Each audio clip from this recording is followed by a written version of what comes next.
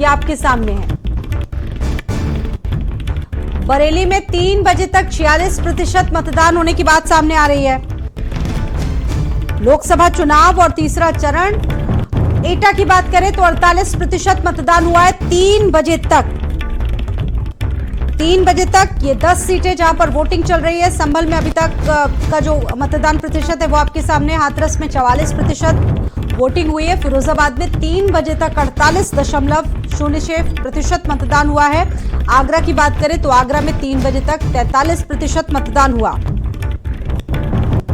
तो वहीं चुनाव आयोग ने वोटिंग प्रक्रिया को बेहतर तरीके से संचालित करने के लिए सुरक्षा के पुख्ता इंतजाम किए तमाम जिलों में। फतेहपुर सीकरी की बात करें तो यहां पर 46% मतदान हुआ 3 बजे तक। तो ये 10 सीटें और तीसरे चरण में ये 10 सीटें काफी महत्वपूर्ण है, जहां पर लगातार लोग वोट डाल रहे हैं। चुनाव आयोग ने इस प्रक्रिया को बेहतर तरीके से बनाने के लिए सुरक्षा के पुख्ता इंतजाम किए हैं। वहीं डिंपल यादव समेत तमाम दिग्गजों की साख दांव पर लगी हुई है और इन उम्मीदवारों के भाग्य का फैसला आज ईवीएम में 5 बजे तक कैद हो जाएगा। एटा की बात करें तो 48.10% मतदान यहां पर हुआ है 3 बजे तक।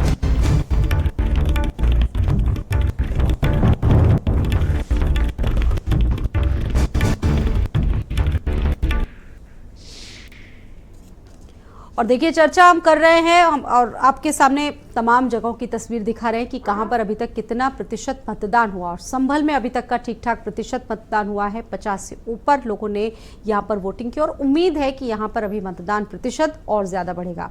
फिलहाल बढ़ते अपनी चर्चा की तरफ। खास मेहमान जुड़े हुए हैं मेरे साथ, हिलाल जी जुड़े हुए हैं, रजनीकांत जी जुड़े हुए हैं मेरे साथ और आनंद दुबे जी भी जुड़े हुए हैं। नहीं, माफ कीजिएगा, वो हमारे साथ नहीं जुड़े हुए हैं, फकरुल जी मेरे साथ जुड़े हुए हैं। रुक करते फकरुल जी का। फकरुल जी, अभी अखिलेश यादव भी जनसभा को संबोधित कर रहे थे। कई मुद्दे आप लोग लगातार बता रहे हैं उत्तर प्रदेश के लिए, लेकिन बीजेपी लगातार सवाल उठा देती है। वो कह देती है ये तो सारी चीजें आप ही लोगों के ऊपर है, वो आरोप लगा देते हैं।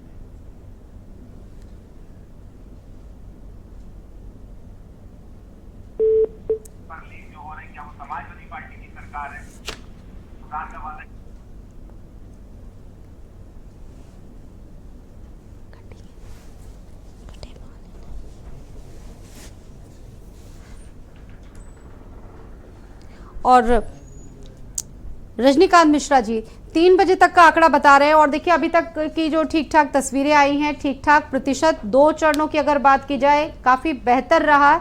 2 चरणों से ये तीसरा चरण प्रतिशत के मामले में देखिए थोड़ा शाम भी हो रही है।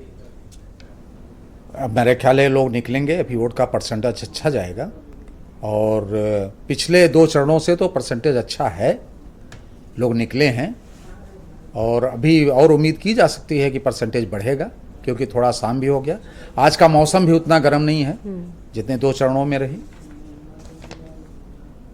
ठीक है, आपको क्या लगता है कि इस बार कौन कौन से मुद्दे हैं जिनसे जनता सीधे कनेक्ट हो रही है? देखिए, मुद्दे तो जो मुद्दे हैं वो विकास के मुद्दे हैं, लोगों के रोजगार के मुद्दे हैं। ऐसा नहीं कि उसके वही मुद्दों से कोई विचलित हो सकता है या उससे हट जाएगा।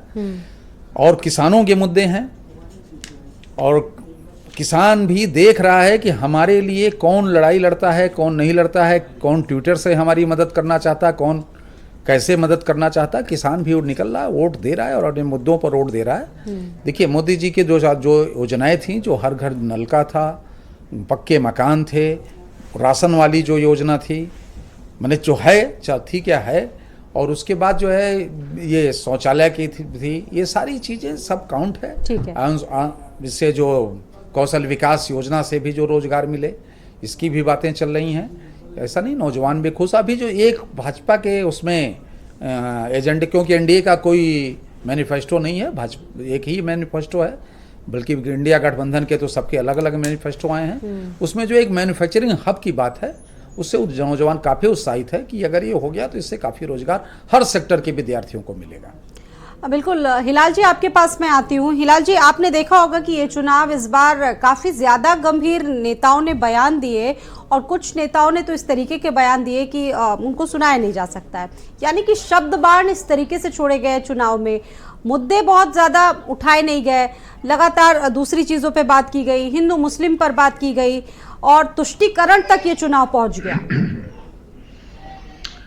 जी हाँ, देखिए, जहाँ तक इसका प्रश्न उठता है तो निश्चित रूप से बहुत अफसोस की बात है कि हमारे प्रधानमंत्री जो हैं उनके जो जिस तरह के उन्होंने बयान दिए और उसके बाद में पे जिस तरह के और जो उनके साथ के लोग हैं उन लोगों ने बयान दिए, अपने आप में अफसोसनाक है। क्योंकि इनके पास ना तो मैनिफेस्टो में कुछ, आप बताइए एक मरतबा भी प्रधानमंत्री जी ने कहा हो कि मेरे मैनिफेस्टो में क्या है, मैंने मैनिफेस्टो में क्या दिया हुआ है, हमारा आगे का प्लान क्या है। जो भी बात करते या तो 1947 की करते या 2047 की करते, आज की तो बात ही नहीं करते। कोई भारतीय जनता पार्टी का नेता आज की बात नहीं करता। हर आदमी जो है या तो 1947 की बात करेगा या 2047 की बात करेगा। एक बात तुष्टीकरण का जहां तक प्रश्न उठता है तो निश्चित रूप से जिस तरह से जो है वो जितने भी आरोपित बलात्कारी हैं, जितने भी आरोपित भ्रष्टाचारी हैं, उनको सबका तुष्टीकरण भारतीय जनता पार्टी ने किया है। आप किसी का नाम ले लीजिए, वो सबके सब भारतीय जनता पार्टी में मौजूद है। भारतीय जनता पार्टी उनका अच्छे से ध्यान रख रही है। सारे केसेस उनके खिलाफ खत्म कर दिए गए। सारे जितने भी इस तरह के आरोपी हैं उनको सबको जो है वो बचाने का काम भारतीय जनता पार्टी कर रही है।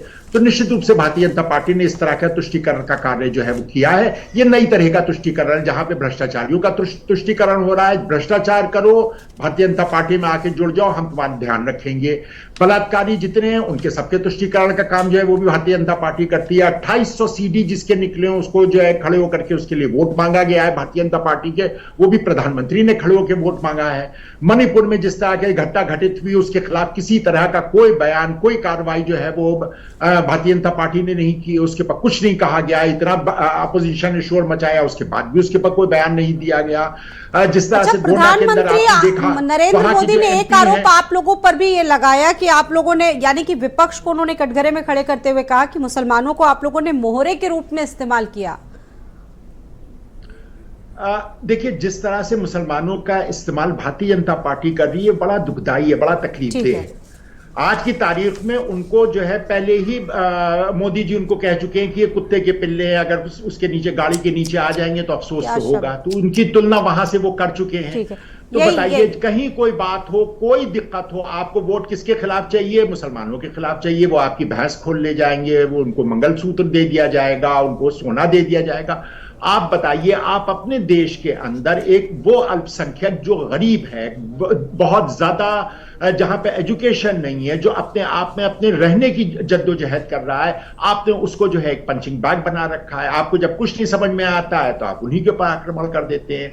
आप उन्हीं को जो है वो विलेन बनाने में फकरुल जी, आपने भी ये बयान सुना होगा देश के लोगों को, प्रधानमंत्री जो अभी मैंने जिस सवाल का जवाब लिया हिलाल जी से, प्रधानमंत्री ने आप लोगों को, मुसलमानों को मोहरे के रूप में इस्तेमाल करने का आरोप लगाया और भी काफी गंभीर आरोप लगाए। देखिए, हम तो प्रधानमंत्री जी से और भारतीय जनता पार्टी से कहना चाहेंगे कि मोहरों की तरह इस्तेमाल करना बंद कर दीजिए मुसलमानों को। मुसलमान का नाम लेके आप डर दिखा के आप वोट लेना बंद कीजिए। आप 10 साल की अपनी उपलब्धि गिनाइए। छोड़ दीजिए मुसलमान, हिंदू मुसलमान सिख ईसाई छोड़ दीजिए। आप देश के नागरिकों की बात कीजिए ना। वो हिंदू हो, मुसलमान हो, सिख हो, ईसाई हो, बौद्ध हो, जैन हो, क्या फर्क पड़ता है? आप बताइए 10 साल में आपने जनता के लिए क्या किया? आप अग्निवीर जैसी योजना लेके आए। अगर हम सवाल पूछते हैं तो क्या हम सवाल नहीं पूछ सकते? अगर हम आपसे सवाल पूछ रहे हैं कि पिछड़ों को आरक्षण नहीं मिला, 69,000 शिक्षक भर्ती में, दिल्ली में पुलिस भर्ती में आरक्षण नहीं मिला, तो आप मुसलमान को ले आते हैं बीच में। देश का संविधान है, देश में जिस तरीके से संविधान में व्यवस्था दी है, आरक्षण उसी तरीके से मिलेगा। भाजपा के मित्र चले गए डिबेट से।